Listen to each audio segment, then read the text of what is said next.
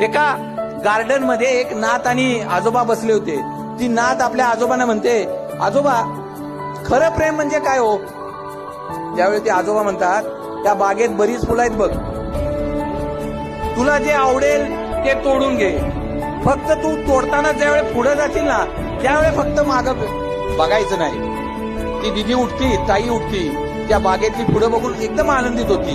पहिल्या फुलाला हात लावती, त्यावेळी विचार करती, अरे पुढे एक चांगलं फुल असेल, पुढच्या फुलाकडे जाते, अरे अजून पुढे चांगलं आहे, बघत बघत शेवटपर्यंत येते आणि शेवटी फुलं संपतात.